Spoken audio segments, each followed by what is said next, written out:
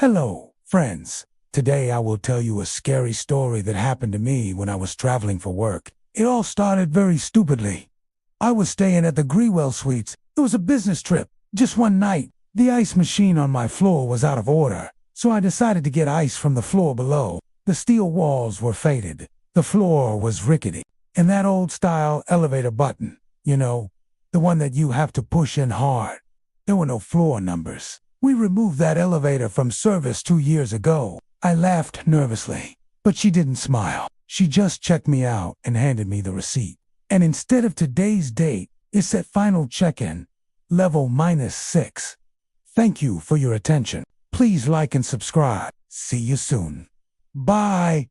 There was only a button to go up and another to go down. I clicked the down button. At first, everything was fine, but then the light above the door flickered, and the hum of the elevator change became deeper and slower, like the mechanism was whining. I thought it had reached the bottom level, but the doors didn't open.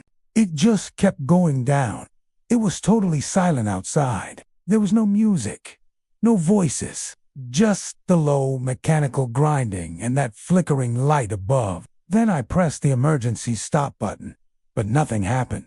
So then I pushed the alarm button. Still nothing. And after a while, the elevator suddenly slammed to a stop. It got really quiet. And then I heard a knock, 3 soft knocks on the outside of the elevator door. I didn't say a word. I didn't move. I couldn't. Maybe 10 seconds passed. Then I heard breathing.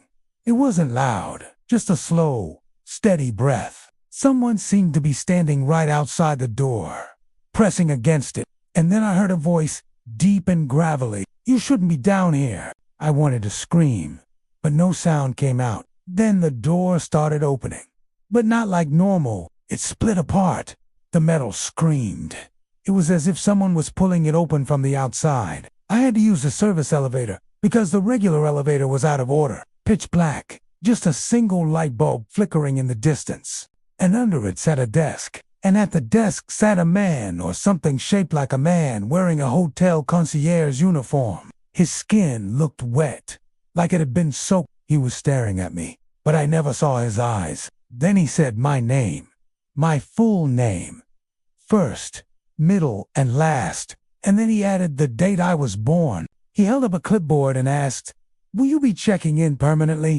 The elevator door slammed shut before I could answer. The elevator shot up on its own, faster than I thought possible. I felt my body lift off the floor from the force. Then, without warning, it jerked to a stop and opened back on my floor. Everything was as I left it. Silent. Normal. This service elevator was behind a side door marked staff only, but it wasn't locked. And then I entered into it. The elevator was pretty old. Very old. Behind the door wasn't a hallway. It wasn't a basement. It was like an enormous, empty floor. I told the front desk about it, but the woman at the desk just gave me a weird half smile and said,